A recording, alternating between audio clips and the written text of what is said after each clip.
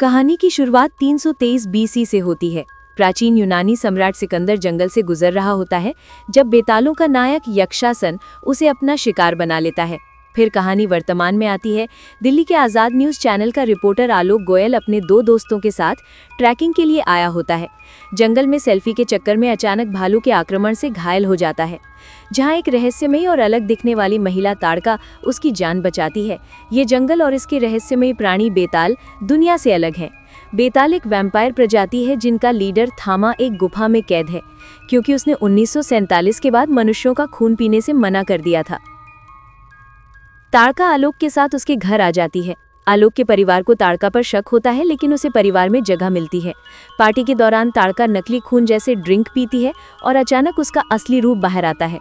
वापस जाते हुए कुछ लोग उन पर हमला करते हैं, जिससे ताड़का को अपना अनकंट्रोल्ड वैम्पायर रूप दिखाना पड़ता है। बाद में पुलिस ऑफिसर आता है जो खुद बेताल है और बताता है कि ताड़का को अब सजा का सामना करना पड़ेगा। ताड़का खुद को और आलोक को बचाने के लिए जंगल लौट जाती है। आलोक उसका पीछा करता है, लेकिन एक हादसे में उसकी मौत हो जाती है। ताड़का उसे बचाने के लिए अपनी शक्तियां उसके खून में डाल देती है, जिससे आलोक भी बेताल बन जाता है।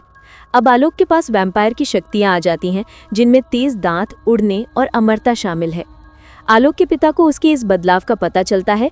वे उसे प्रहलाद शाह के पास इसका इलाज कराने के लिए आते हैं, तो पता चलता है कि अब इसका कोई इलाज नहीं है। आलोक अब बेताल ही रहेगा। यक्षासन फिर से आज़ाद होने की कोशिश करता है। आलोक और ताड़का यक्षासन के खिलाफ लड़ते हैं। अंतिम लड़ाई में आलोक हार जाता है, लेकिन देवी की दुआ से वह दोबारा जीवन पाता है और यक्षासन को हरा देता है। इसका परिणाम है कि अब आलोक नया थामा बन जाता है। लेकिन कहानी यही खत्म नहीं होती। सरकटा यक्षासन को फिर से आज़ाद करने के लिए आता है। आगे दिखाया जाता है कि इस नए खतरे से निपटने के लिए आलोक को भेड़िए के खून की ज़रूरत पड़ेगी और इसके बाद फिल्म यही खत्म हो जाती है।